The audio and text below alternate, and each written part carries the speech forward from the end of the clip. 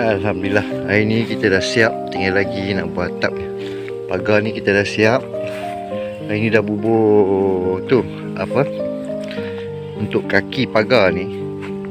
So simen sampai kat sini ya. Jadi tadi kita tambah lagi simen. So biar dia kering dulu, nanti kita just pulas ni, kunci, naik sangkut balik lah. So ni temporary kita ikat, tapi dah siap lah semua. Alhamdulillah lah. Dari sini kita dah sangkut, sana nanti kita sangkut ya. Tinggal lagi nak masuk kunci tak apa, nanti kita ikat rantai tu dah. So nanti kita akan guna pintu ni, pintu utama lah. Okey, ni kedudukan daripada sebelah sini. Dia jadi gelap sikit sebab matahari jatuh sebelah sana kan. Alhamdulillah siap. Nanti kita sangkut je, sangkut. Dah boleh keluarkan pintu tu lah. Pintu apa, batang pinang tu, untuk sangkut yang kecil punya tu. Ini jadi jalan utama lah. Sekarang ni kat sini dah jadi belakang balik lah. Itu hari kita masuk sebelah sini dah jadi depan kan. Sekarang kita jadikan itu belakang balik. Alhamdulillah. Esok kita bawa masuk anak ayam kat sini. Dah ada dah. Dekat rumah tu saja tak bawa lagi, bagi dia steady. Esok dah boleh bawa lah.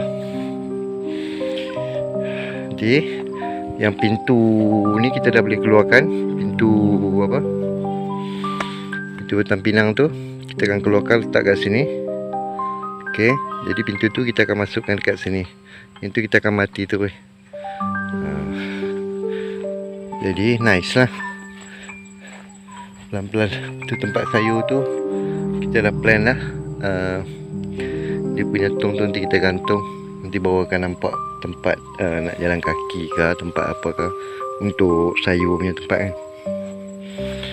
Okey, tinggal lagi ni kita nak punggah-punggah ni je lah. Okey, ni table top kat sini. Dah boleh setting lah.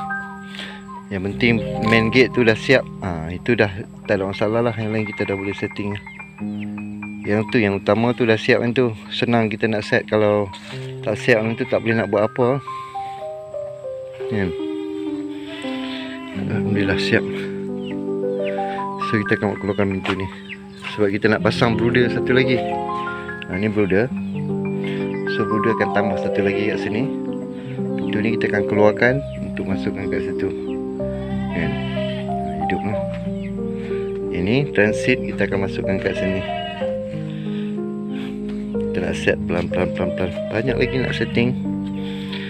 Weh, pisang tu besar. Kita tengok pisang tu besar ni.